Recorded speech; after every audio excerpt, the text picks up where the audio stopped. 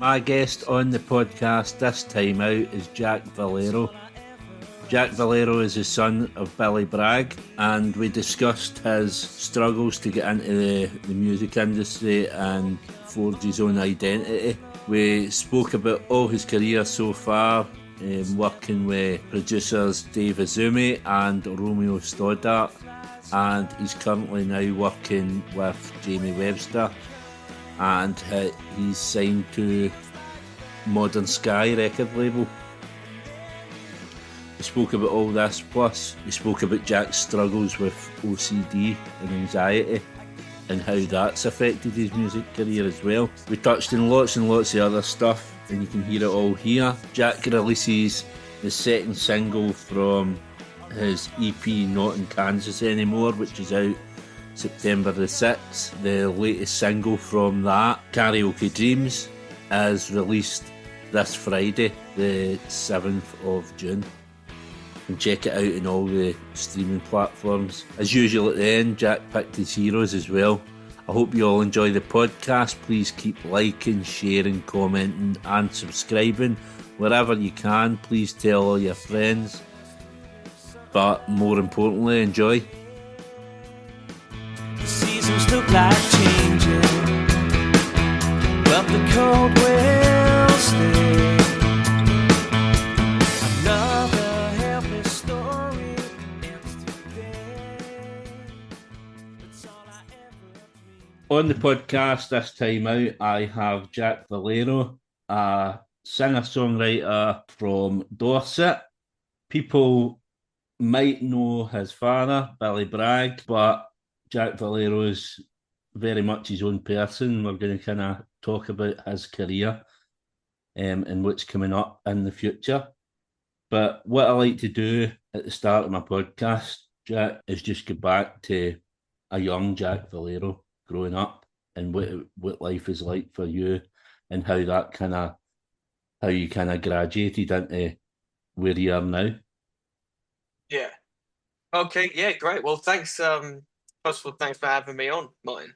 It's lovely to be here and chat with you. And yeah, I did. I was born in London originally. I was born in Chiswick, and then when I was 6 years old, we moved to Dorset, and that's where I grew up. Because now I reside in Brighton, and I've been here about 11 years. But growing up in Dorset, it was kind of, well, I suppose if I start from the kind of musical side of things, obviously from a very, very young age with who my dad is, but also who my mum is, who's been in the music industry for a very long time as well. I was always kind of surrounded by that, because I'd always be brought to gigs or be hanging around people who were also musicians and stuff like that. And when you're at that age, you're not always aware of that.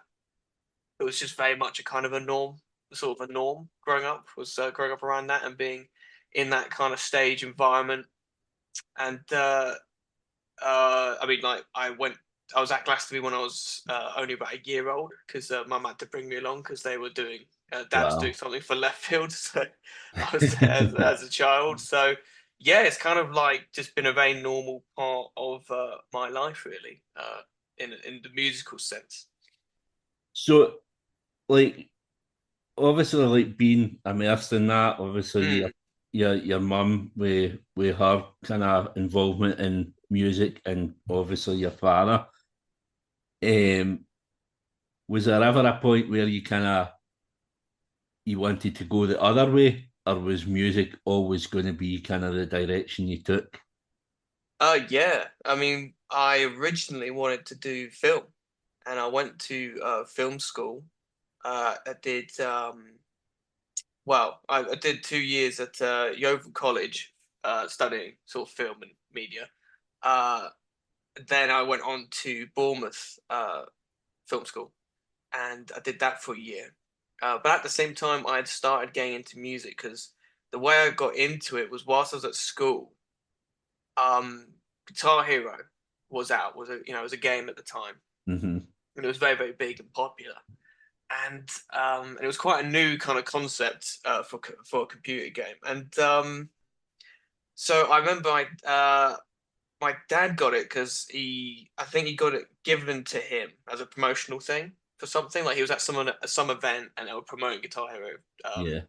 2, I think it was something, and he had it. And he said, "Oh, do you know?" And he sort of gave it to me and thought, "Oh, you know, would you be interested in this?" And I'd heard of it, but never really played it properly. And that was how I got into the music, because I was into music before that, but the way I really kind of laser focused into it was through this computer game, because um, it was kind of like for a 14-year-old, 13-year-old boy, or kid rather, that was kind of like a crossover between the two cultures almost, because like at that age, computer games were becoming very, very big, Mm-hmm. and then to have the music in there as well, it was kind of like this weird little crossover where I suddenly found a way into it that was very much of the period of time that I was a kid.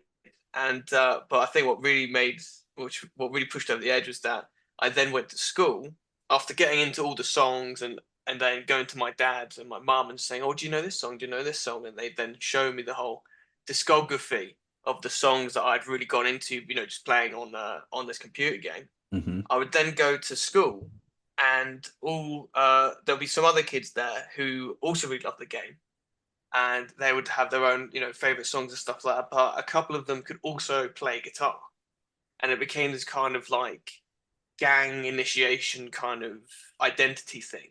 And I think that's such a big thing for when you're a young kid. Identity is just the biggest thing, isn't it? Because you're trying to find that, aren't you? You're always trying to find what's your identity. And in school, one of the guitar kids became my identity, and that's when it kind of, I think, because I'd had some musical lessons before that, like I'd done a bit of piano. I briefly did a little bit of guitar when I was a very young kid, and even did violin briefly. So I don't know why I was doing that. I think it was because I want to learn how to play the fiddle or something like that. But yeah, but I'd never really gotten into it until it became this identity thing, which I think Yeah. is how so many young people get into music, when it becomes this thing of you meet your peers who also like that, and it becomes this kind of, like I said, you're becoming part of this kind of culture that you're building yourself. Even though obviously my parents were right there, and it was sort of readily available in that way. It wasn't until it was through my own peers Yeah. that it It became had to. It had to interest. be your own choice. Yeah, yeah, and so I was doing that at the time, but I also wanted I was very much obsessed with films, and so I focused on film school for a bit, and this was more of a kind of just a fun thing I was doing with my friends, and but I was getting more and more into it. And what happened in the end was that I figured out that filmmaking is such a huge undertaking.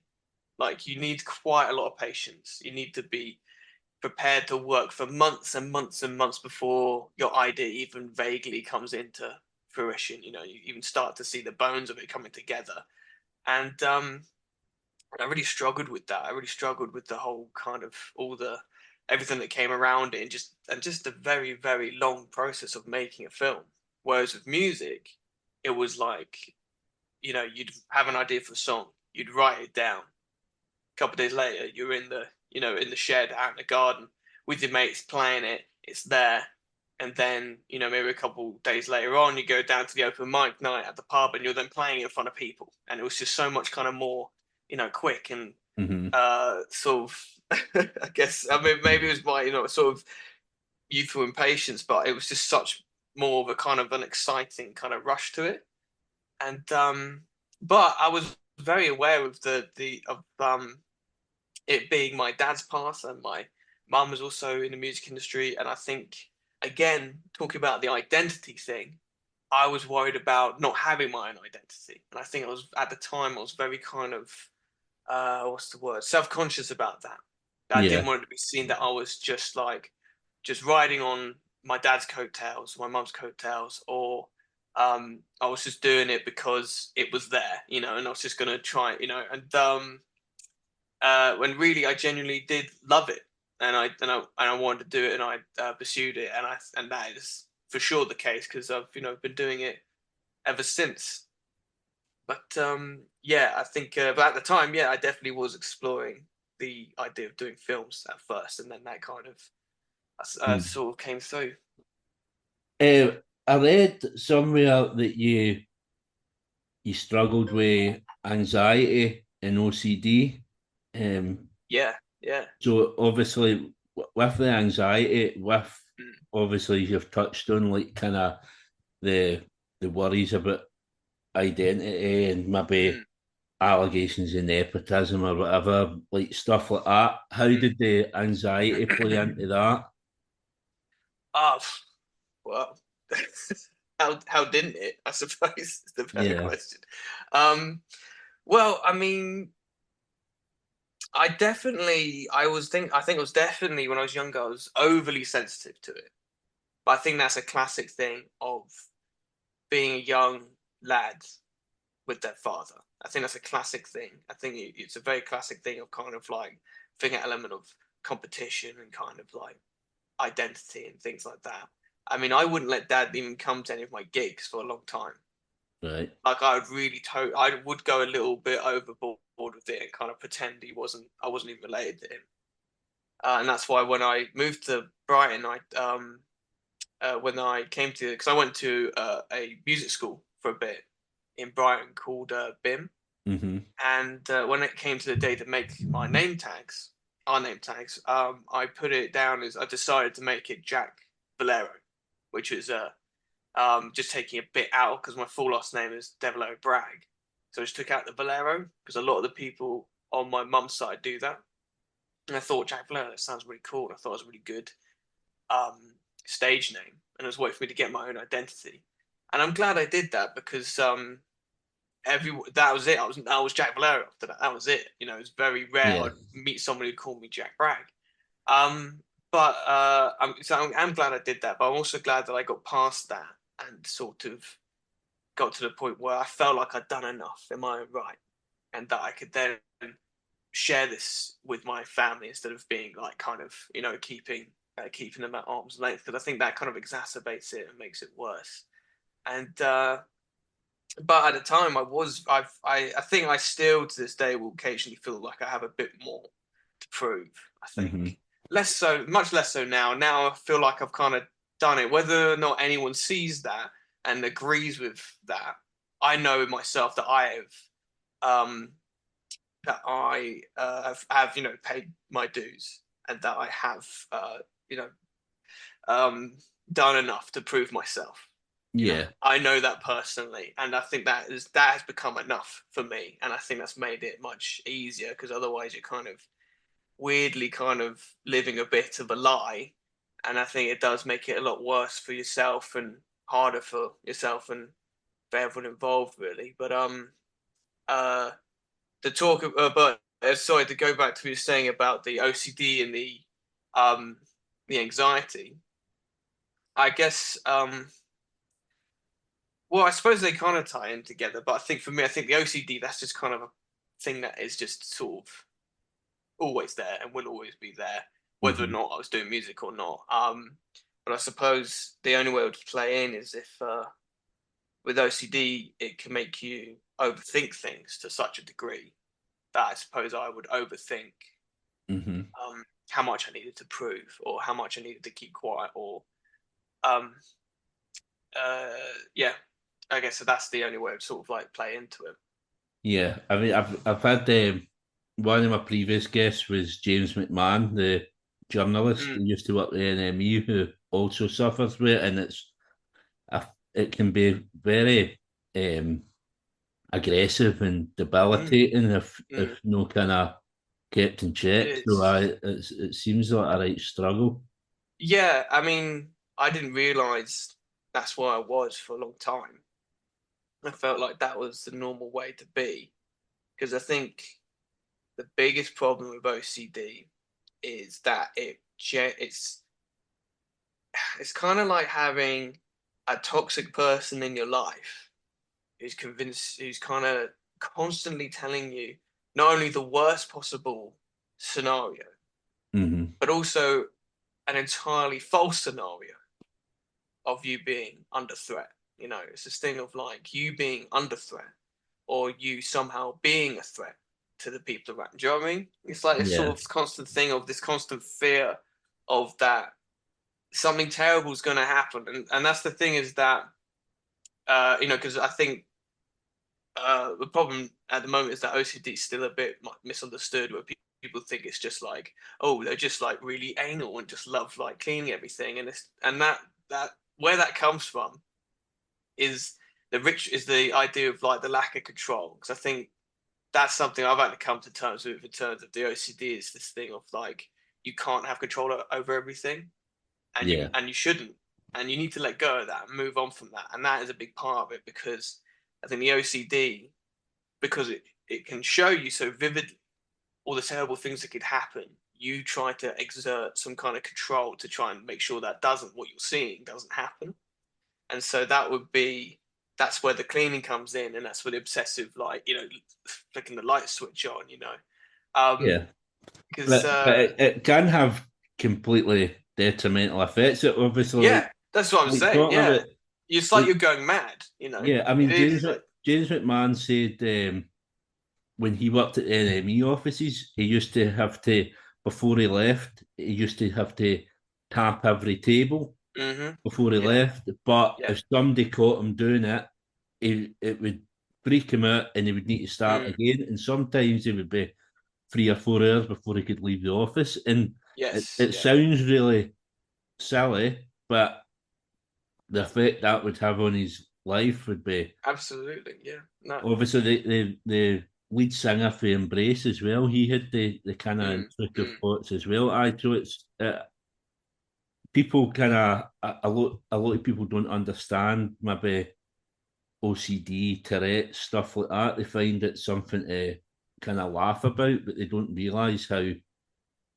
how it affects the person that's dealing with it. So yeah, yeah. No, it is. Like I think I'm much better with it now, much better with it now, because I think a big part for me was to come into terms with uh, a lack of control, yeah, and that you don't have control over all these things. But like, um, for example, like flying, I'm still really bad at flying, and that's a lack of control thing again. But I've sort of been working on that. But I think that's the crux of it, is that lack of control, because it will be, with the tapping every table thing. I totally get that, and that kind of real kind of not just frustration, but kind of fear that you haven't completed the task, so you're not going to be protected. It's kind of like extreme superstition. It's like superstition, yeah, but like, and um, and I can understand that, and that kind of like fear, that visceral fear when you haven't done it in the way that you were supposed to, or you haven't done the ritual, so you're not protected. Um, I mean, like when I was younger, I actually had a sort of a physical like tick that I'd have to right. do, where it would be it sounds bizarre, but I'd have to sharply breathe through my nose and click my fingers like that. And if I didn't do it, I'd feel very, very, very anxious. I'd have to. Luckily, I grew out of it. But yeah, I had. But again, I didn't really see, at the time. I didn't see it as um a problem, if that makes sense. I didn't see it as like something I should go, oh, hang on, what's going on there? Hmm. Because again, even at that time, when I was like, because that was happening to me when I was like 12, 13, something like that. And it still wasn't really talked about. Back then it was like, if you have ADHD, then you're just a naughty, hyperactive kid. Hmm. You know, and if you had OCD, you were just, like I said, just like really kind of anal and straight laced and kind of stuck up. Yeah, And it wasn't as well researched and open even back then. And that was like the early 2000s. yeah. I Believe it. mean So yeah. that's. I mean my oldest boy, he's autistic, and he Oh was yeah. the same. He went to when he went to primary school. Within 6 months of being at primary school, he was on a behaviour Mm. sheet. Yeah.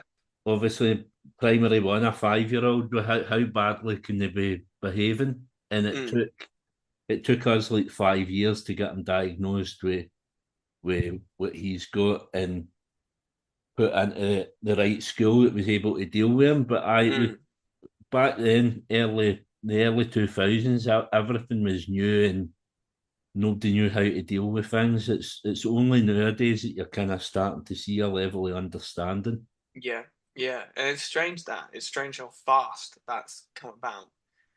I don't know if it's come along actually with social media because there's so many more people kind of being open and honest about their experiences. Because that's one of the things that made me realize, oh, maybe I have OCD. Was seeing all these people talking about what OCD was like, and sort of on social media, and then it made me sort of research it further. And I was like, I mean, I'd read through it and I'd be like, okay, this is all me. Every single one of these, this is me, this is me, this is me, this is me. And I was like, okay, so that's when I then decided to go and get the test. And I was told that because they gave me the preliminary one and they said, you don't need to do the full one. You've got OCD. And I was like, okay. It's not the preliminary sort of starting thing.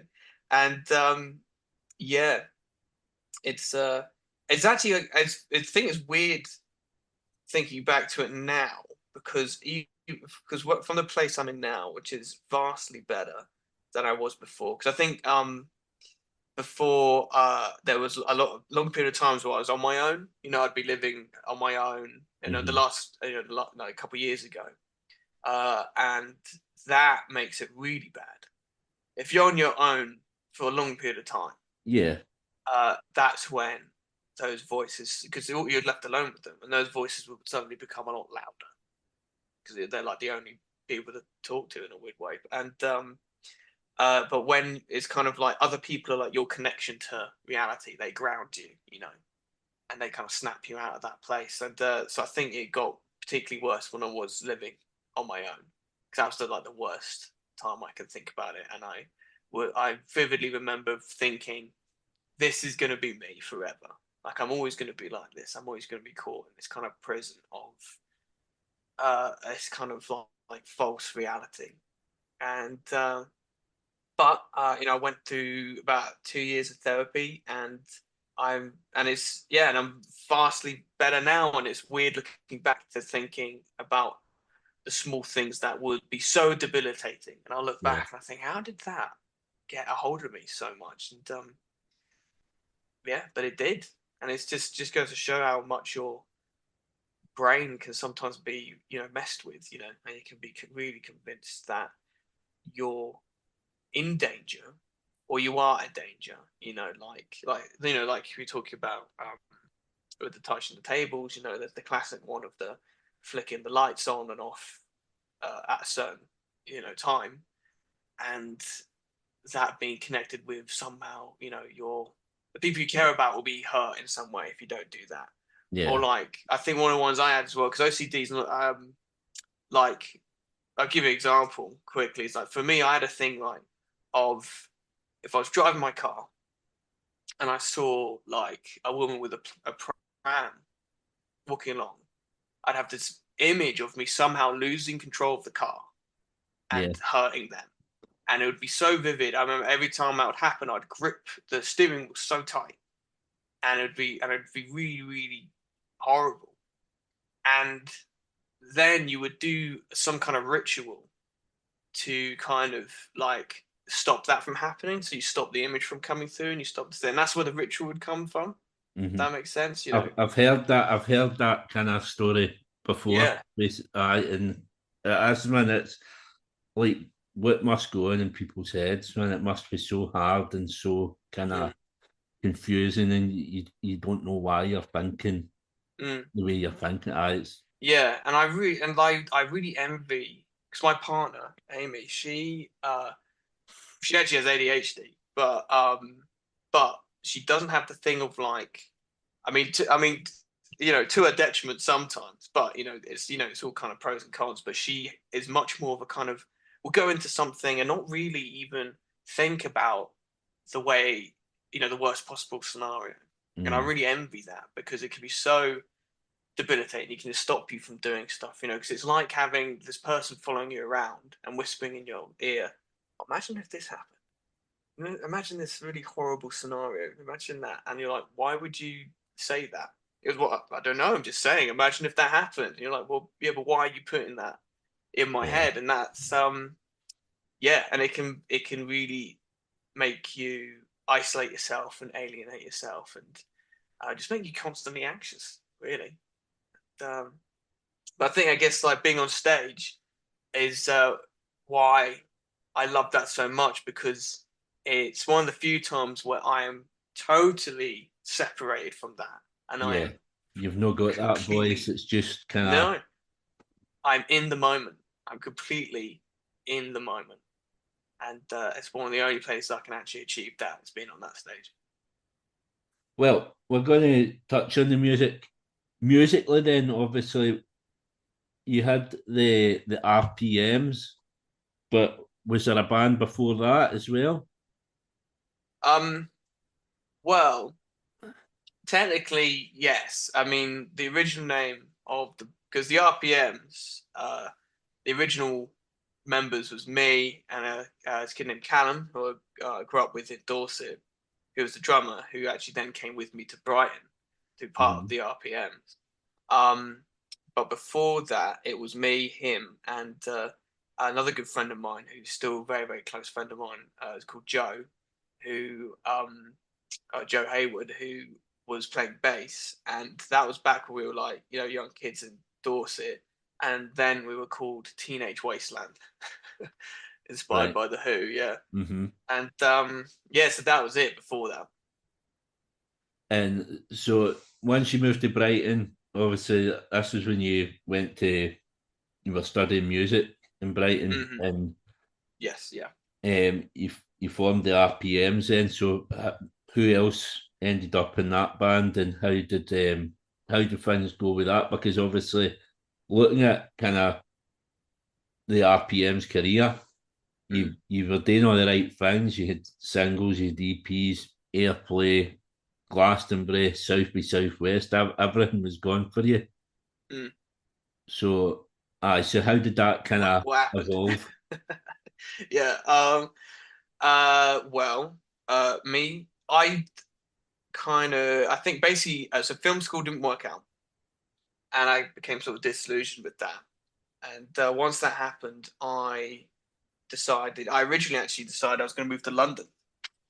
I had a sort of mad kind of like, I'm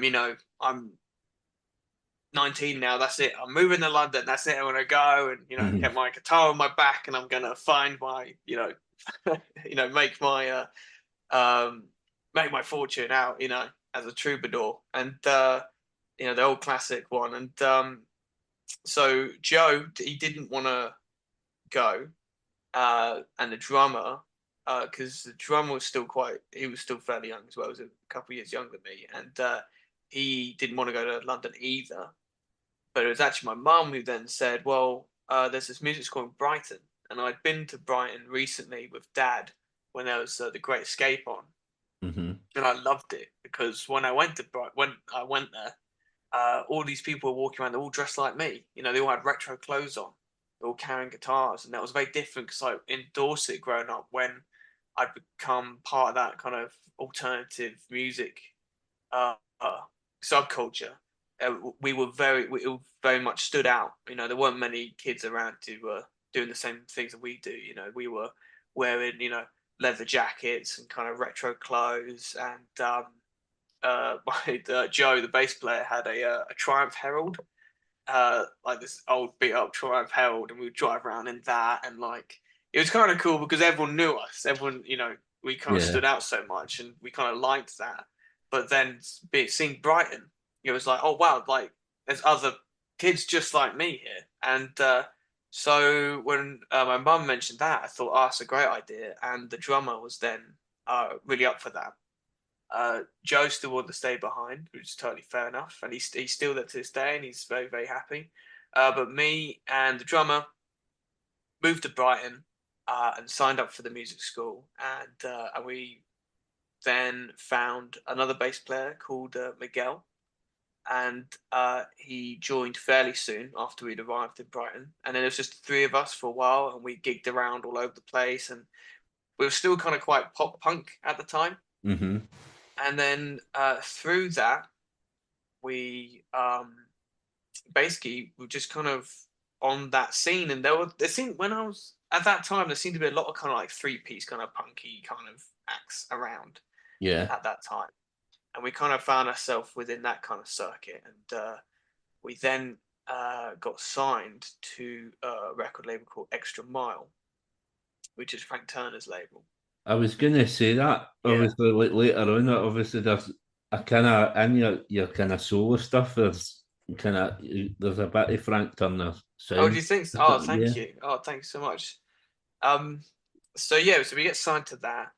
That's then where we either end up kind of doing things like South by Southwest, and then the band kind of starts to grow more as we start to get more into um, sort of electronic music as Mm-hmm. that comes through, and we just we just kind of got more and more into that, and because basically we just got into like going to raves at one point, and because most of us all living in a house, and it became that kind of thing of we just suddenly got really into rave culture, and that really affected the music, and it went from kind of pop punk to a kind of more electronic guitar music. I think we were trying to kind of emulate the Happy Mondays but modern, Right. and that then ended up having another guitarist join. It's called Ollie Summers, and we then had a guy called Chris as well who played keys. He played keys really well, and that became the lineup for a bit, where it was like 5 of us, and that's when we put out those songs like "Gotta Let Go," and I actually can't remember the other ones. What are the other ones called? "Your Ghost." And I can't remember the last one, but yeah, it was a sort of big, more electronic kind of like Yeah. songs, and so we were doing, yeah, we're doing pretty well. We had a bunch of followers, and I think the problem was that what happens is that the outlook of outside was that we were making it. That was it. You know, everyone thought they've made it, they've done it. Like, so we got a song on Made in Chelsea on one of the episodes, Right. and so the view on the outside was that they've made it, that's it, they're done. But in the background, we were still actually really struggling to keep it going, and I think that's the case for a lot of acts these days. Is that Yeah. the outside social media presentation is one of success and sort of having made it, and there's lots of acts I know that are like look like they've got the fans, they got all the gigs and stuff like that, but underneath it's still a struggle to keep it going, and the struggle became a bit too much for some of the members, and they just were like, because we weren't getting paid anything, we weren't really making any money, and Mm. anything we did just went straight back to the band, and understandably some of them decided that they couldn't keep doing that anymore, and so the band disbanded in 2000 and 19. yes, yeah, the start of I remember, yeah, it's about the start of 2019, yeah, and so the band sort of stopped then, and I had a little bit of time of sitting around feeling sorry for myself. Mm-hmm. Considered joining the army like Dad did, and I thought, nah, that's too close. That's too close to home. Um, But yeah, go on. so obviously then you had that kind of period, and then like obviously you then decided to do your own stuff. You like to go solo. Yeah, well, it was out of necessity, really, Mm-hmm. because everyone else had gone their separate ways. And I was, I felt very lost for a little bit, and then I was like, you know what? I can't remember coming back from a night out, because I ended up just doing that, just going out a lot, because I was sort of quite upset with how it all ended, and I remember walking back in the middle of the night, like it must have been like 3 in the morning or something, and feeling very sorry for myself. And then for some reason, it suddenly occurred to me that I could just keep going on my own. And I was so happy that I just ran all the way back home Mm-hmm. and just got straight back in and sort of started trying to write songs. And yeah, and that's when I decided, you know what, I'm gonna just keep going. I'm gonna go solo because I think before I'd avoided the solo thing because I love being in a band and I love the band sound and I love doing songs that are big and have production value. And also I thought because again I was thinking, well, Dad did the solo thing. I didn't want to Yeah, do the exact same thing. yeah. I mean that must have been a kind of big deal, kind of thinking you wanted to kind of be different for your father, and that's kind of the reason why I would have thought you had the band run about you to start with, as a Mm, kind of mm. a start kind of difference. No, exactly. But yeah, I didn't really have a choice. You know, there was no one else around, and I was like, oh, you know, sod it. I'm gonna keep going then. Right. And I did, and spent a long time totally on my own trying to kind of figure it out and sort of keep going. And kind of just was like back at square one really, because obviously we weren't signed anymore either. You know, because after the band had sort of disbanded, that kind of ended up being the end of obviously being signed with Extra Mile. So I kind of started all over again. And I went through this mad period actually not long after that where I would go to an open mic night every night, sometimes two or three in a night, because I was just so desperate to keep playing and to keep Mm-hmm. going. And that was the only thing available where I could go and just play. So I was just doing that Yeah. all the time. It's a big thing to kind of do that, to kind of break out on your own. You must have been writing songs and stuff like that, and then probably at the point of looking to release stuff, there ended up a global pandemic. Um, Yes. so how did kind of you cope with that? Probably both musically and mentally. What? Yeah, the pandemic. Yeah. Well, I mean, how did anybody? I guess like you know, it was. I remember when it happened. I mean, I think I was quite lucky because I had not gotten far enough yet with the music that it would could have been a huge blow. You know, because I do know that some people had just started to get something going for themselves, Hmm. and then COVID really knocked them back. You know, and that's a huge blow. But I think I was lucky enough that I was just enough under the radar that I could pause what I was doing, and it wasn't too much of a detriment to my progress. However, I do remember uh, sort of because obviously at the time everyone was kind of like, how long is it going to last? Or maybe it's only going to be a few months and blah blah blah. And then when it became clear that this was going to be like at least a year, if not more, I remember lying on the bed of my the flat I was living at the time, and I was just really upset and sort of distraught at the idea of like, oh, okay, well, that's that then for a bit, and not knowing. I mean, I guess that's the hardest part is the not knowing. It's Hmm. like, okay, when are we going to be able to get back? What are we going to do? And so I ended up doing YouTube videos instead. So I did some live sort of stuff musically, but to pass the time, I really got into making YouTube videos, and I'd make sort of joke ones with friends and stuff like that. Right.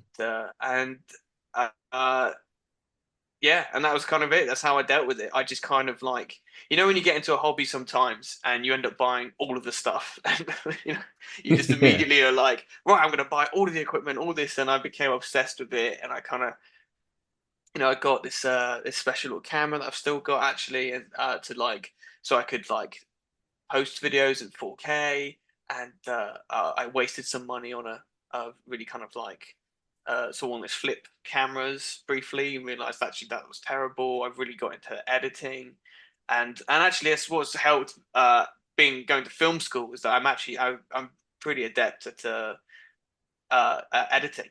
and that's Right. really come in handy with like editing stuff for the music, for like socials or music video. But really came in handy when I was trying to make these, and so I did that for a bit, and then when um it opened up again, and it was like, do you remember that kind of rule of six? And you could have like six people from your Yeah. circle and to come round.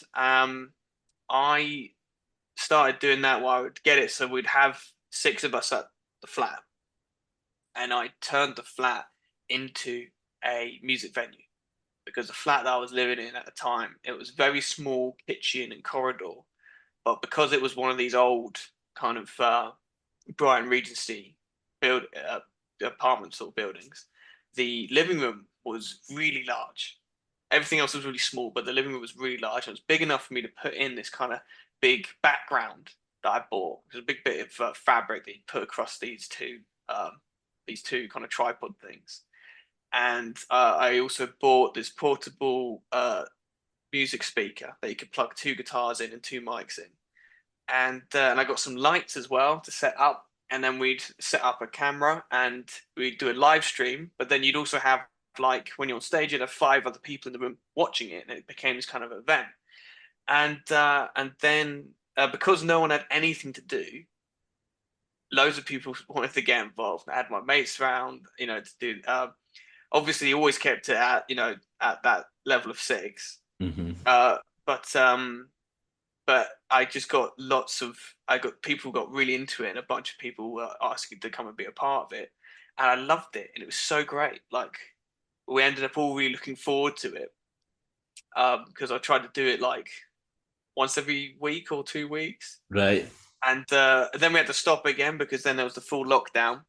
But then when it came back, we did it again, and when it got to the point where like you could socialize, but only within your bubble, we then did that again, and it was great. It was so much fun, and that kind of really helped. But whilst that was going on, in the background, I was working at a COVID test site throughout the pandemic, Right. which helped as well because it meant that I could, during the like full lockdowns where you couldn't go out and you couldn't see anyone, um, that really helped because it meant that I saw other people outside of my household, Hmm. and that helped a lot.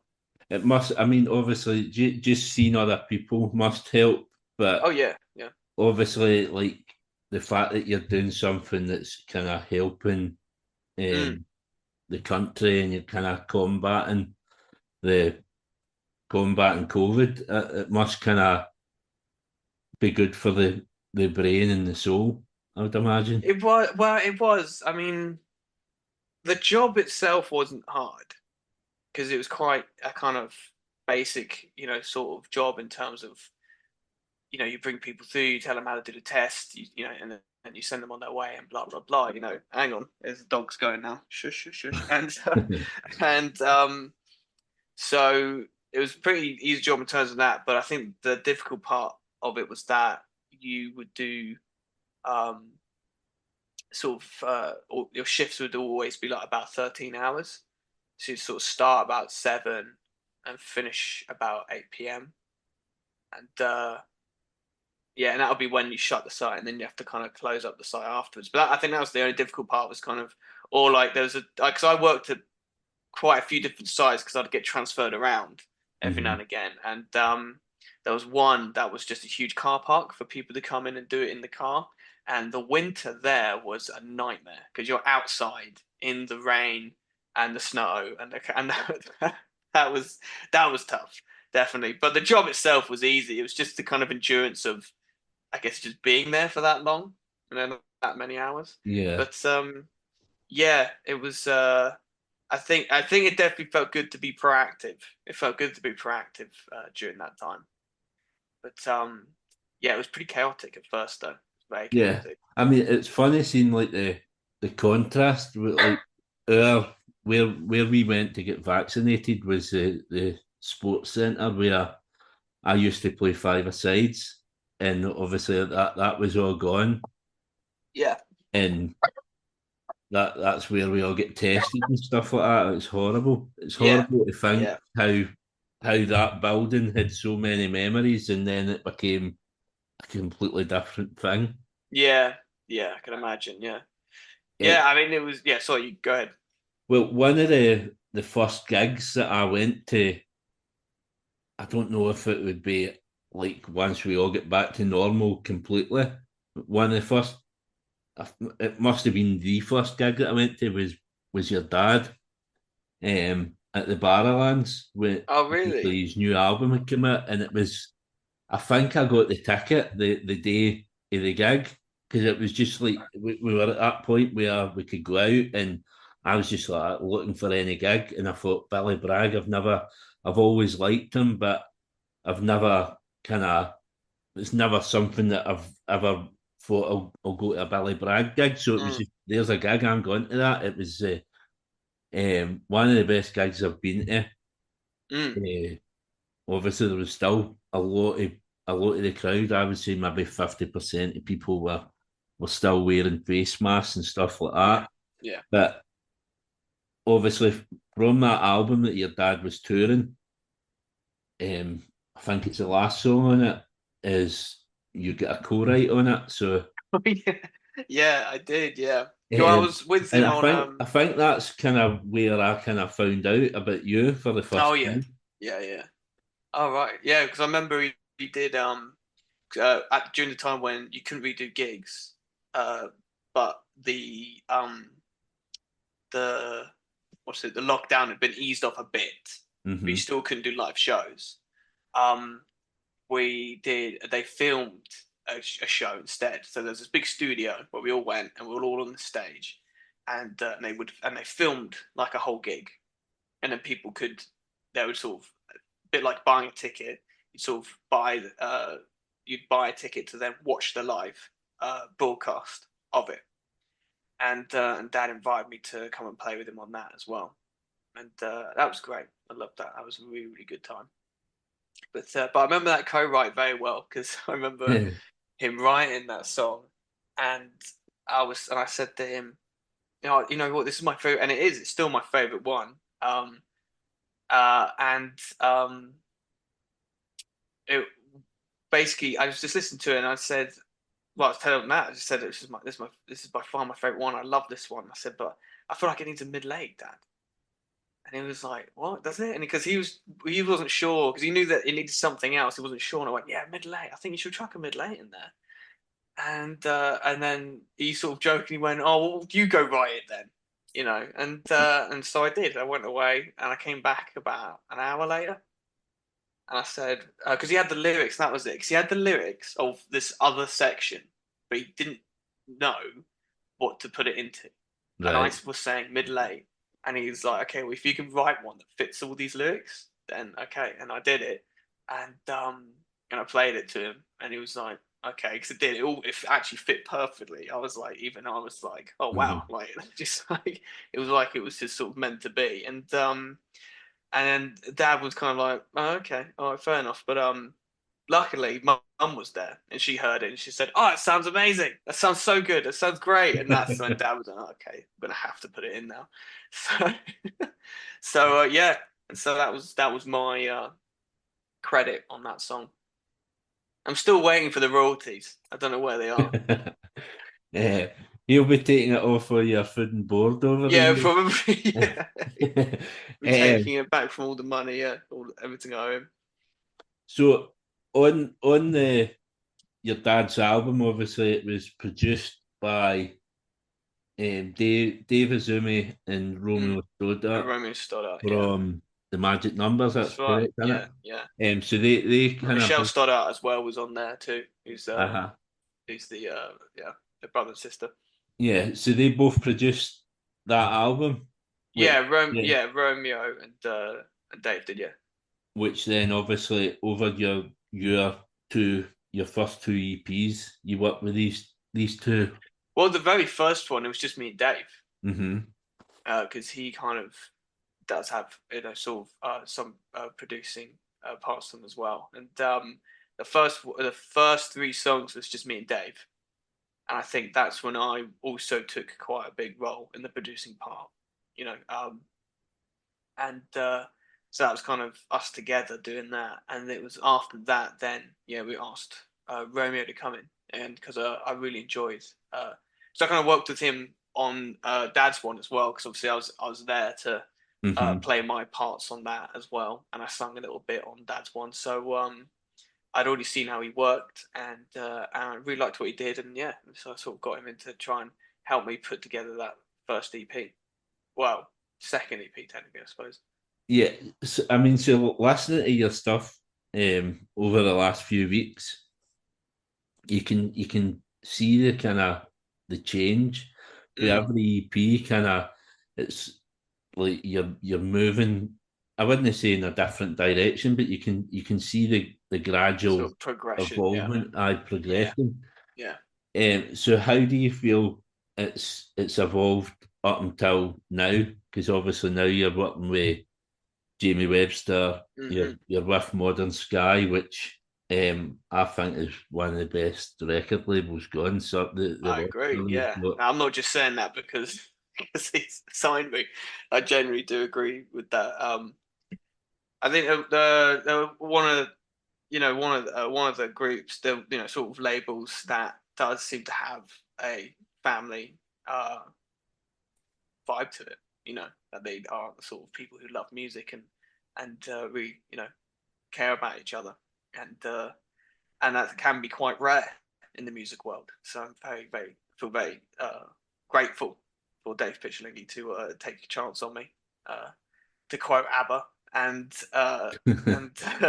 sign me on, because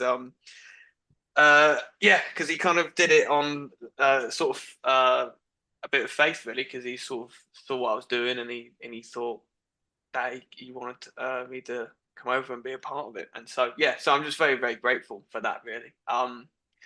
But how do I feel it has progressed since, like, up to now? I think that when I started, because it was just me on my own, the focus was on, because the gigs was just me and acoustic guitar. That was it. Hmm. And so the focus was very much on the songwriter, the singer songwriter, those kind of songs. And then the next EP with Romeo, I was like, I want it to be more band now, because that is what I love. I love that sound. I mean, I've based a lot of my musical um, sort of expression around Tom Petty and the Heartbreakers. That way that place where you get singer songwriter mixed with band, and you get Uh-huh. the band sound on there, and that's what I absolutely love and I want to do. And so I was then was wanted to move into more band stuff once Romeo had joined in.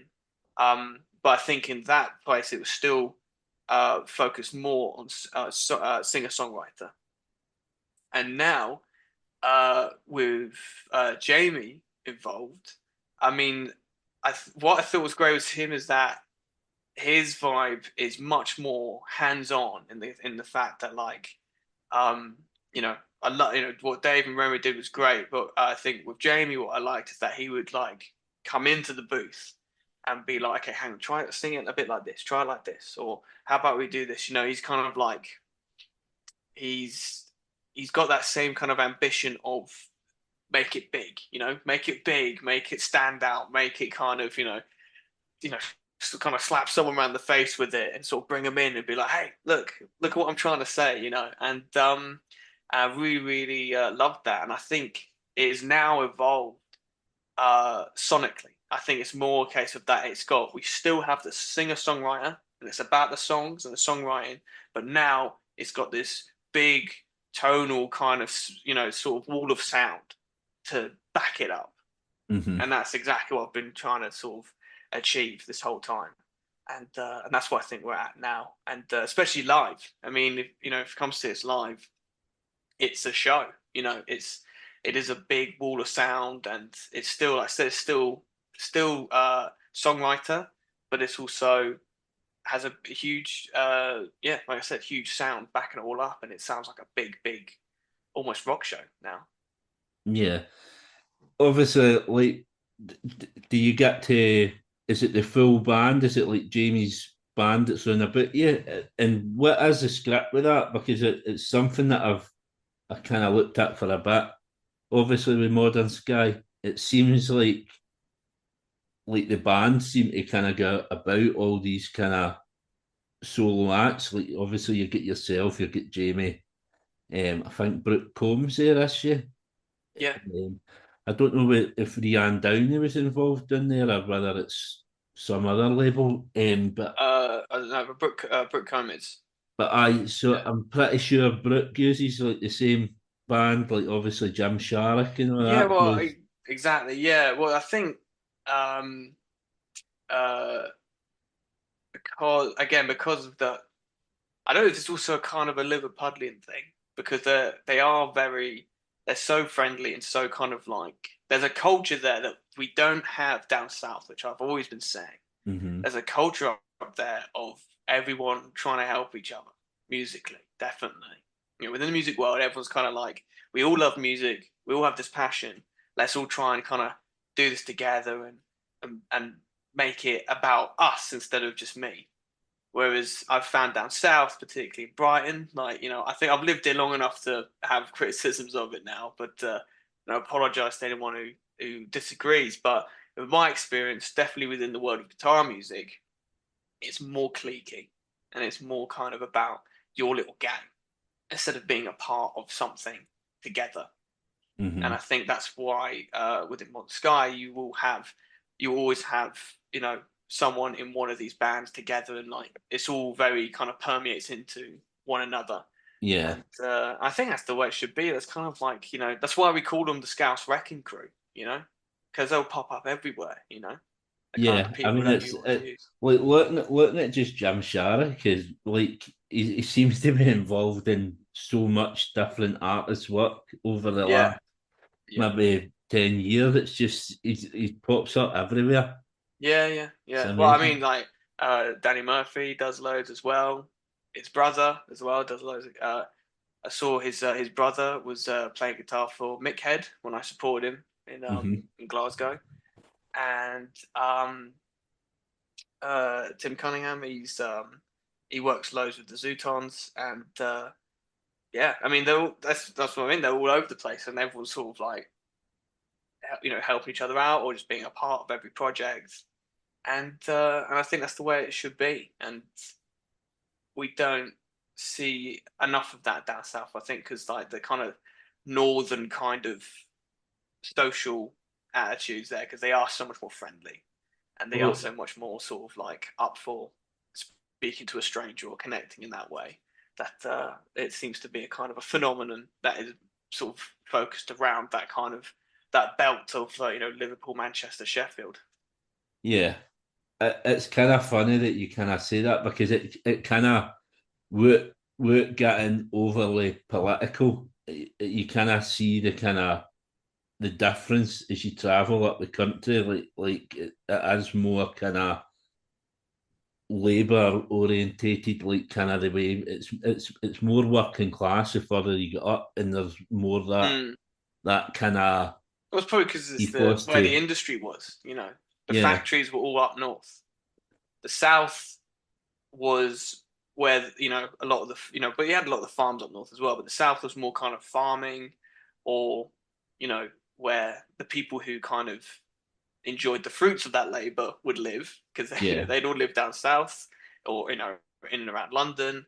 Um, but pretty much all of the industry was all the factories were up north. So I think there is definitely a kind of there is a more labor orientated kind of almost socialist kind of attitude up there. yeah. And I mean, especially in Liverpool, with all places, it's Mm. kind of it's a beating heart there, isn't it? Well, yeah, I mean, see what they did with the Sun, where they just, as a city, exiled a newspaper, and that's quite impressive for an entire city to be so um, connected and so kind of can't think of the word, but so much of a collective that they could together do that. I couldn't Yeah, see Brighton doing something like that. Obviously, Brighton's like tiny compared, but for a whole city to just say, to see what the Sun did when they were blaming them for that tragedy, and to just say that's it. No, like I say, Scousers never buy the Sun, and that is it.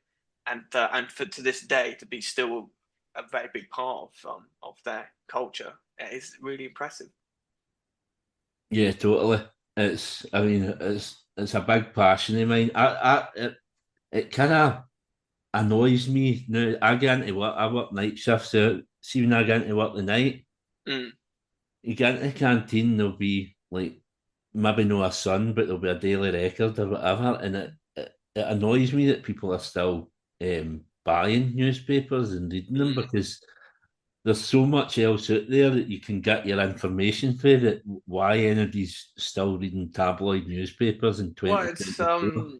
yeah, well, it's still not much better on the internet and social media. Yeah, You know? I mean, just the other day, it was on TikTok. I saw there was people posting about there was a huge like thing, something about like Take Back Britain protest in London right. the other day. That like Tommy Robinson was one of the speakers, and yeah, I know, and it's still coming through, and it was all saying stuff like, you know, uh, we will not, Britain will not fall to, the, to Islam and stuff like that. All this old kind of rhetoric, and it was being posted by, people who are supporting this, and it was just popping up, and so it's not much better. It's not much better on social media. They've just moved to a uh, different format. I think that kind of leads into that where what we need and what we've always needed as musicians, like obviously like your dad done years ago, Paul Weller, the like all the Red Wedge movement, all that, Yeah. and it still is relevant now. So we need people like yourself Oh and yeah. Even more other. so, I think now. Yeah, I mean, and there is plenty. There's plenty about. Obviously, up here in Glasgow, we've got Declan Welsh, who's doing a lot of good stuff, Mm. fighting all the stuff for Palestine at the moment. Right. Right. We'll get yourself. We'll get Jamie Webster. We've got this new breed. I think they get Declan McKenna as well down south as well. It's Oh doing yeah. some No, good Declan work. McKenna. And that's what we need. We need people. We need musicians' voices. Mm. That's who people listen to. Yeah. Well, I mean, like, I think it's artists are now even more political now than they've ever been. You know, Yeah. I think some of the actions that people have been taking, it's even more kind of accepted now that as a musician, it's very rare to find someone with right wing views, and if they do have right wing views, they're often kind of not really. They don't really get very far. It's kind of I think the arts are always associated with liberal views. Yeah. I think it's very hard to be a conservative and be artistic at the same time. I don't think they can really work because I think to be truly conservative requires to have and this isn't me having a slight at anyone, but it does. If you're truly conservative, it require you to have a more narrow-minded view of the world. Of things should be a certain way, and they can't change, and this is how it should be, and this is the way it is, and it's a far more cynical look at the Yeah. world as well. Well, I hope I get certain people listening to this episode today because I've had a wee bit of hate come my way the last week. So Oh yeah, I hope they tune in and listen to this from who? episode. Um, I'll tell you more about that off mic, but Oh okay. but so before we go into your heroes, obviously you've been working with Jamie Webster. The Mhm. single came out, always something you can do, which came out in Yes. April. Yeah. You got a new single coming out. Is it this Friday? Karaoke Dreams. Yeah, on the 7th. Yeah. So hopefully I'll get this episode out for then. If not, it'll be the following week. So if it's the following week, go back and listen to Karaoke Dreams every day. And that's off an EP that will be due out in September. Yeah, that's right. Yeah, not in Kansas anymore. It's the name of the EP. Right. Yeah, so there's two more after this one. So the second one's come out this Friday, and then there's two more after this. What I would get for your latest one, Always Something You Can Do. Mhm. What I heard in it, obviously, like, I've looked at some of the people that you've been kind of liking to. Um, I think it was Louder and More, kind of compared you in some aspects to Johnny Marr. I think there was some Elvis Costello Yeah. comparisons as well. What I heard in Always Something You Can Do, it sounded a wee bit like Belle and Sebastian. I don't know if you Oh ever, right. I don't know. If I've which, heard much of them. No.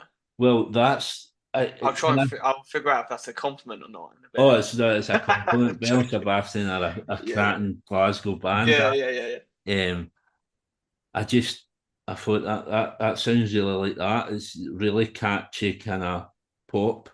Yeah. Um, uh, it's really refreshing. And probably my favourite that you've done so far. So Oh, thank you. looking forward to the rest of this EP. Yeah. Yeah. Well, with that one, it was kind of again, it was sort of taking the singer-songwriter, but giving it again that big kind of sonic boost of making Hmm. it a big song. You know. And, I don't think there's any shame in that, making it catchy. That's great. You know, if you've got a message to send, then what better way to do it than through a catchy song? You know, because that will stick in people's heads whether they like it or not. Yeah. And with all that coming up, you're playing Glastonbury this year, is that right? That's right. Yeah. Glastonbury and Isle of Wight. That's right. Yeah. Either way. Yeah. And Beforehand. Yeah. what else have you got? Have you got any tours coming up? So after Glastonbury, I'll look through my dates. Hang on. So yeah, no, we've got a gig with Tommy Smith, Oh, he's sort of a straight after Glastonbury. cracking It's on artist the as well. that's on the 5th of July, and we've got some more festivals coming up as well. We're actually we're playing Right to Rome festival, Is that and Bolton?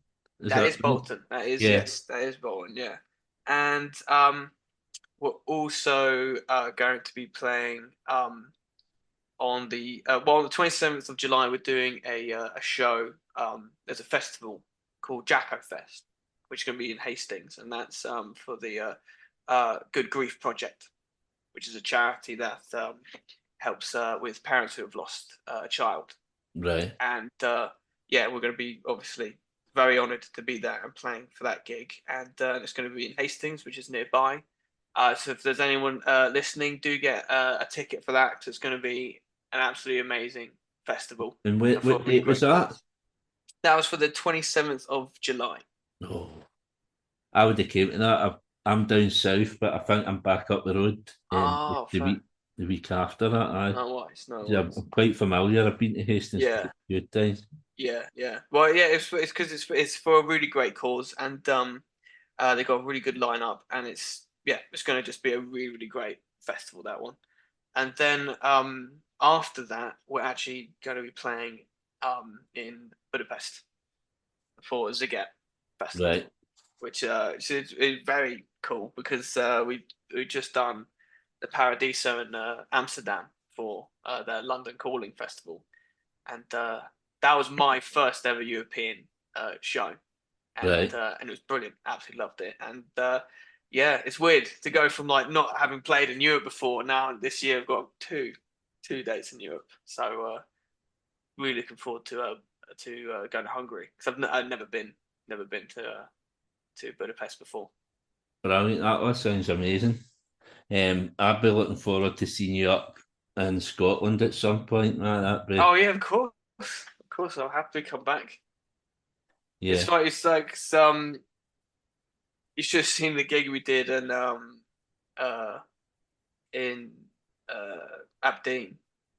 Was it Aberdeen? Were we in Dundee? Sorry, no, when we were in Dundee. Dundee. Yeah, and Whereabouts in Dundee was it? The church? no, no, I can't. What was the name of it? I can't remember. I can look it up if you like. But Oh, you're right. No, you're all right.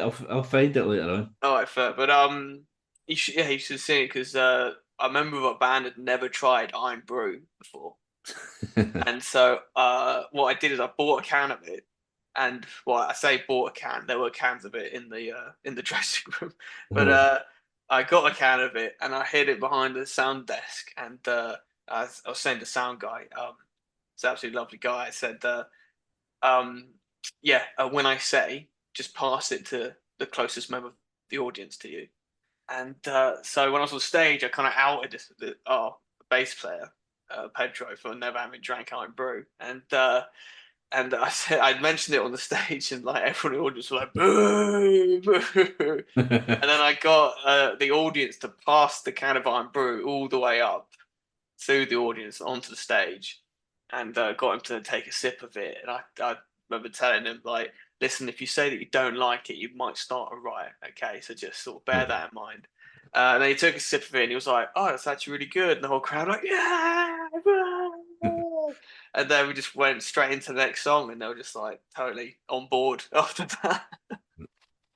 yeah, that's that. Well, I mean, we're pretty wild crowds up here in Scotland, but Yeah. if we love you, we let you know. You know what I mean? Oh, It's well, that's the thing. Is I've noticed that Scottish audiences seem to make the same noise whether you love or hate what you're watching. Like it's the same sort of. There's no in between. But I think I'm starting to start to understand the difference between the two. But I think I think if the audience were making no noise, I'd be really worried. I'd be like, oh God, what's yeah. going to happen? Well, my missus, obviously, as I said, my missus is from down south, and she still, when we go a night out, she still thinks that it's going to kick off, and I'm like, "Ah, no, that's people being friendly. That's, But we that's just always normal. sound aggressive, but we're big, lovable rogues, really." Yes, absolutely, absolutely. So, that all sounds amazing. Then, a busy summer, the EP coming out, and some tour dates in Europe. So that all sounds amazing. But the last part of the podcast, obviously, it's called Time for Heroes. I asked my guests to pick four heroes to come for dinner. Why are your heroes, and what would you cook for them? Hmm. Just to Okay. see how good a cook you are. Yeah. Okay. Well, the heroes first, or what I'd be cooking. Or just you can just pick your heroes, and then at the end, what Sure. you're going to cook. All right. Yeah. Yeah. No worries. Okay. I see So, you. I see you had a notepad there, so you've obviously been sitting thinking, and you've. yeah. No, I wrote them down. Yeah. I Yeah. I like wrote them all somebody down. that's Yeah. prepared. I had a good think. I had a good think because it is funny like because there's four. So then, there's always other ones you think of and want to bring along. But I narrowed it down to the first one was David Bowie Uh-huh. because it's David Bowie, but also when I was younger, when I was like I said, first getting into that kind of music, I particularly loved David Bowie and like for example, Lady Stardust. That was one of my favorite songs because when I was at school, I did feel very kind of alienated and not, the classic not fitting in sort of thing. And David Bowie made me think that that was a good thing. That like because he stood out so much and he was so androgynous. He wasn't just standing out. Because like when I was at school, like even just saying anything was too much. Like any kind of you drew any kind of attention to yourself, and it would be you know problematic. Hmm. Whereas David Bowie, he not only drew attention to himself, but he did it in a way that you knew that those kind of people wouldn't understand and wouldn't appreciate, and he did it, and he made it look so amazing and incredible, and he looked absolutely just astonishing and beautiful as he did it. So I'd lie in bed listening to that song and thinking, I was Lady Stardust. I'm that person. Yeah. And I even actually wore makeup to school once just to piss everyone off. And yeah, and I thought he'd love that. So the other one is Tom Petty because he was my absolute hero when I was younger as well. I actually based my singing voice on him and my guitar playing style and the sort of the songwriting style. I based that all mostly around him. And I used to watch the documentary about him, that 3 hour long documentary. I'd watch that just over and over and over again. Hmm. And yeah, so I don't just, and it was actually, other than David Bowie, that one of the celebrities that when he died, I was genuinely like sad about. I thought it was interesting, like a man I'd never met before, and yeah, I felt like I'd lost this, this kind of this hero figure. Yeah, So yes, that's Tom Petty as well. Um, the other one is Francis Ford Coppola, the film brilliant. director. Yeah, because he made Apocalypse Now, and that made a huge impression on me when I was younger. And yeah, I just love to meet the man who made that film, really, and talk to him about that. And because I'm still obsessed with films, even though I may not have Hmm. the patience to make one anymore, I still absolutely love movies. So the last one is a bit of sort of out of left field. Is the ancient Greek philosopher Diogenes. I don't Right? know if you've heard of him and his reputation. No, I'm not sure. So basically, obviously the Greek philosophers like Plato and all that, Hmm. and uh, I don't know how I can't think of any others. There you go. That's not great for my historical cred. But point is, Diogenes, I always really liked him because he was kind of like the anti-hero of it, where he felt that a lot of the ancient philosophers, Greek philosophers, were quite kind of pretentious and kind of dishonest. So he would like make a point of like messing up some of their talks by showing up and eating food very loudly and things like that. And I just thought that's such a great thing. And he would live in a big ceramic jar as well, because he was part of the school of Stoicism, which is this idea that virtue is better expressed and gained through action than just through Mhm. words. And I thought, because also he apparently criticized Alexander the Great to his face, and he would walk around Athens holding a lit lantern during the day, exclaiming that he was looking for an honest man. And I felt like this is a guy who was like always punching up. And that's what I'm always about. That when you're criticizing the society, it's always about punching upwards.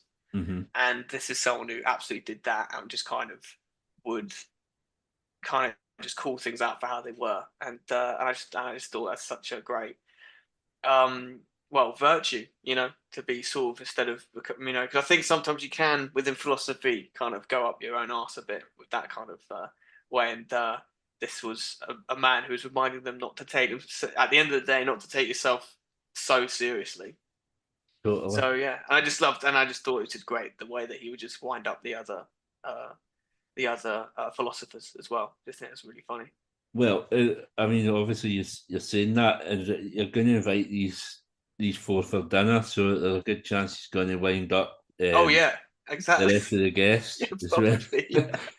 Yeah, but if they're as good as I think they are, then they'd all get it as well. So I think that's why it'd be so funny to bring along, because he'd just probably be, taking the piss the whole time. Yeah, he sounds like my sort of Greek god. Yeah, yeah, yeah. No, he sounded like a really interesting person, and he was kind of the underdog as well, I suppose, as well. Hmm. But what I was going to be cooking is carbonara, but not just any carbonara. It was going to be the carbonara that my mum used to make me, Yeah. which I think most Italians would probably agree that it's not carbonara, but it kind of is. It's based on carbonara, but Right. basically you have the ham, the bacon, or that part. Um, but you don't cook it with eggs. You have the bacon, and you put some broccoli in as well, some broccoli, Mhm. mushrooms, and bacon, and you cook it all together. And then you put creme fraiche with that, and that's the sauce. And then yeah, then you put it with the pasta, and that was how she used to make her Yeah, carbonara, and I I'm actually pretty prefer sure it. that's how I've had it like that. Oh really? Yeah, yeah. No, it's great because the normal carbonara you have to cook it with it's just bacon and eggs. I don't know if they put cream in that as well. Maybe they do, but I Mm. always thought it was kind of like you kind of put egg whites into the bacon and the pasta, and it kind of scrambles into the pasta, I think. Or maybe they do use cream. I don't know, but I'm I've almost had it. certain if I I know showed I've it had to an it with Italian, creme fraiche. Aye. yeah, I think if I showed it to an Italian, they'd be like, "That's not carbonara," which is fair enough. But That's why it's Mum's carbonara. So that's what I'd be making. Yeah, that sounds amazing. Cracking bunch of guests as well. Francis Ford Coppola, I don't think he's ever been picked. I'm Has he nearly not? 90 episodes, and I think it's the first time he's Yeah. ever been picked. So, Well, yeah. Well, weirdly, he's part of the music as well, because obviously with that film, and like with Apocalypse Now and the kind of soundtrack that comes with that, it's either going to be him or Stanley Kubrick. right. But Francis Ford Coppola won out because I just thought Apocalypse Now. Just thought that film just encapsulates that. Yeah. Absolute class, man. It's been an absolute pleasure speaking to you today, Jack. You've been a Same here. Thank cracking you so much guest. for having me, mine. As I said, Karaoke Dreams out this Friday or last Friday, depending On the when you listen to 7th. the Yeah, it podcast. depends what the date Friday is. the Yeah. 7th. Ahead of, what is it, Kansas? What is it? So the EP itself is called Not in Kansas Anymore. Not in Kansas anymore. Yeah. And that's out the 6th of September. So I thank you very much for coming on. I'll post all your links for all your socials and stuff like that in the show notes, and everybody can get a hold of you. But an absolute pleasure speaking to you today. Amazing. Yeah, pleasure too. Thanks so much, man. Appreciate it. Thank you. I hope you all enjoyed this episode of Time for Heroes podcast. If you would like to get in touch, the best way is on the Facebook page, Time for Heroes podcast, or on Instagram at Time for Heroes podcast, or Twitter at Time for Heroes P1, or drop me an email at timeforheroespod@gmail.com. You'll find Time for Heroes on all podcast platforms, including Spotify, Apple, Google, and Amazon. Please leave a review where you can, share with others, and more importantly, enjoy.